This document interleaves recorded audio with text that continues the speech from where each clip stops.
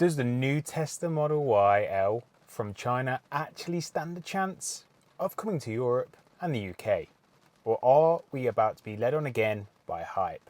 Now, let's face it, this beast from the East hit the Chinese car market to such a welcomed reception. So much so that us Brits and Europeans, heck, even our American friends across the pond, are actually itching to know if we'll ever see the day of it being available to buy. And whilst its initial release was 3.5 months ago, just the other day I saw an X post that's got a few people twitching and losing their minds as for once it might not be complete and utter bull, that the 6-seater Model Y L could be about to hit European shores in just a few months' time. So if you're also one of the thousands of people who've been begging for Tesla for a proper 6-seater that doesn't cost 90 grand like the Tesla Model X, buckle up, because this could finally be the first indication that we've been anticipating for quite some time. Plus, if you've been hiding under the rock for the past few days, FSD Supervised has finally reached European shores. But there's a bit of a twist if you want to experience it yourself, but don't worry, I've got the details for you. So if this video sounds like an interesting insight into Tesla's weeks ahead, I'd appreciate it if you could just like the video, subscribe if you haven't already, hit the notification bell and hit the hype button if you have that. It all helps me out, guys. Thank you lovely lot for doing so. Let's get into it. Right, so that X post that I mentioned earlier from Tesla Chan goes something like, rumours are growing that the Tesla Model Y 7-seater will be launched in European markets. Can't be any clearer than that. But it isn't the Model Y L 6-seater currently produced in Giga Shanghai, the larger Model Y that we really want.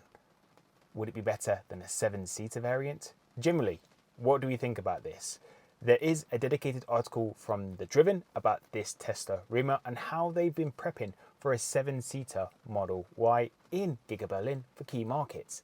Now, the post itself doesn't have a photo attached, but back in August 2025, because I did some investigative work on this, there were spy shots floating around, as you can see from the screen now, and it's a lightly camouflaged Tesla Model Y prototype in Germany, charging with proper European plates. Keen-eyed spotters will also spot that there's similar size and wheel design that matches the Model Y L. But why was it testing in Germany way back in August 2025? Now, we have fresh new rumours heading into 2026 that Tesla is cooking in Giga Berlin, as it states a 7-seater in the article. As the rumour goes, it distinctly quotes 7-seater and not 6-seater. So naturally everyone is debating if it's just a typo, or it's a full Model Y L, or it's just a tweaked 7-seater variant of it. But here's why this feels a tad more legit than the usual hype. Tesla doesn't normally mess around with testing in Europe unless they mean business. Prototypes have been spotted lapping in Nürburgring since August from that original post that I found, getting hammered on those twisty bits to sort the suspension and the handling, all for our narrower European roads. One can only think that they are trying to get UNCE homologation, however you say it, already in the works, and that being the pricey paperwork to make it road legal, and it's not something you do just for a laugh. The reason there is hype around this vehicle is that this could be Tesla's way of finally giving us a more affordable family hauler without the more luxury Model X price tag. Now, if you have no idea what the Model Y L has to offer beyond an extra seat, or you've just missed my previous posts on this before, I'll link the full breakdown video on the screen now, but here's the quick no BS quick rundown on why this thing's got the world drooling, starting from its China debut back in late August. Picture the glorious premium Tesla Model Y that you know and love today. But Tesla has grabbed it by the middle, stretched the wheelbase by 150mm, bumping it up to 3040mm in total, making the whole caboodle 4976mm long. Now that extra stretch is all going to be for space without turning it into a bloated minivan. Now you're going to get 6 proper individual seats. Front 2 are captain's chairs with ventilation, heating, electric thigh extenders, and it's a fancy way for saying leg supports that doesn't leave you numb after an hour or so, and even electronically operated armrests that feel thoughtful, not just tacked on as a added extra. That pesky third row, some might say it's not first class, but adults should be able to sit in there for a full motorway slog without plotting immunity, way better than the legacy 7-seater Y variant, where if you're a fully grown adult, it's almost a punishment with your knees up to your ears kind of thing. The boot space hits 2,100 litres with everything folded flat electronically, so IKEA runs, family holidays, you name it, they'll be well and truly sorted. The pricing in China was super competitive too, at 339,000 yuan, and that's going to be about 43,000 euros before taxes, tariffs, etc. All the other bits onto it. Fingers crossed for a low to mid 50,000 here once they actually factor in the VAT, the shipping, all those extra bits that we need. So just over an all-wheel drive long-range Model Y. I think that's what they should target for. Yet despite the larger size, the performance is going to be no slouch still. Dual motor all-wheel drive, 370 horsepower in 4.5 seconds. And that's going to be quick enough to embarrass a Golf at the lights, but smooth enough and safe enough for school date dashes. The range should be a well-quoted 751 kilometers on the optimistic Chinese cycle, which if we try shake that down to real-world range, it should be around 520 to 570 kilometers. For me in the UK, that's 323 to 354 miles, if you're wondering. And the tech? Well, it should include the same FSD standard supervised hardware as the rest of the lineup, plus an upgraded 18 speaker system that thumps harder than the standard Model Ys. Larger front screen, the rear also has an 8-inch screen for the kids, and the ambient lighting makes it feel like a spaceship cockpit still. Tesla China went almost all out in their design, and I think it's probably outperformed expectations on all fronts. Now, that could be just because the perception is that it's pretty much 90% of the Model X family magic at half the price. No wonder, literally, we're all just twitching at the idea that this thing may become a reality. And look, this isn't about the Model Y L turning up and wiping the floor with everything. It's about just filling the massive gap for normal families that want space and the Tesla familiarities without remortgaging their house. Let's break it down against the stuff that you'd actually crush up with EVs and petrol hybrids with no fluff. First off, the old legacy Model Y 7-seater. Well, the third row was just slotted in and had no additional ventilation, had limited legroom at the back and swallowed the boot space.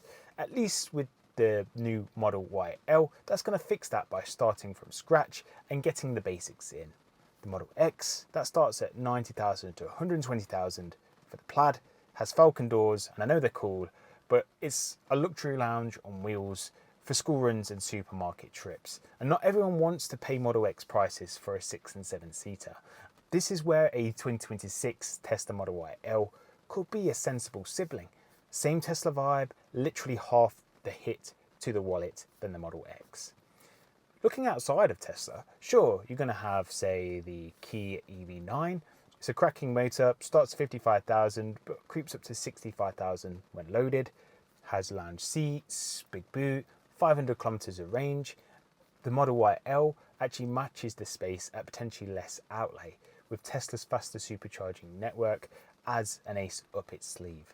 Then there's the Mercedes EQB that you may say, 58,000 euros entry, 7 seats on spec sheets, but if you want adults in the back, I could be mistaken, but I hear you'll be pulling over for a physio on a motorway trip.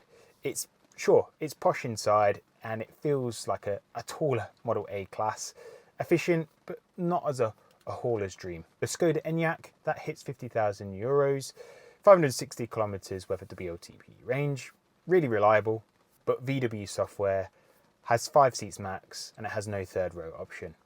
It's the grown-up choice for couples or smaller families.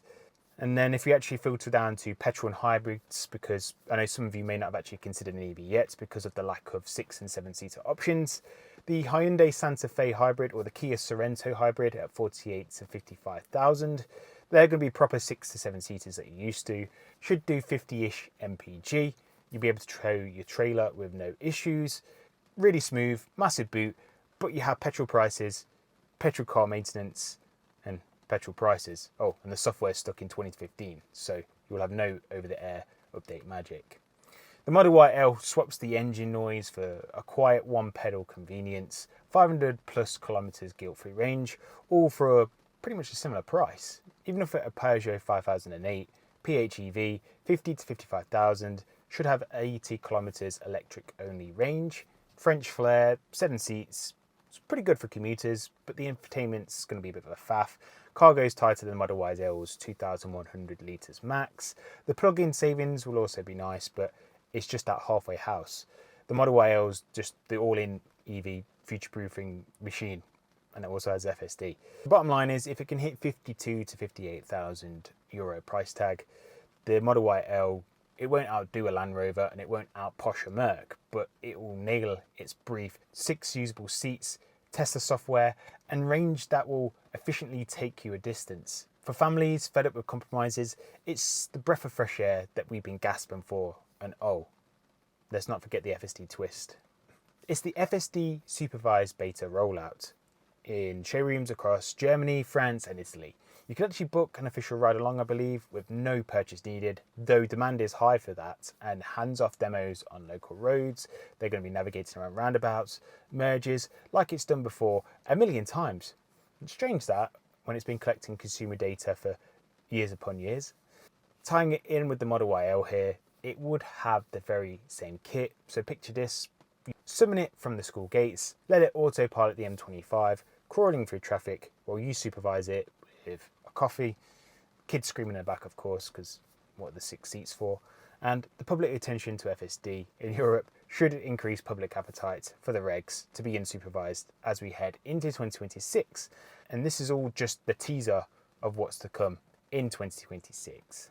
Right, before we get too carried away, 2 massive ifs that could sour the milk here. Number 1, the layout lottery. Will this be the proper Chinese 6-seater with those captain seats, or maybe factor in a 7-seat? Or do they go full legacy again and slot in a 7-seater bench?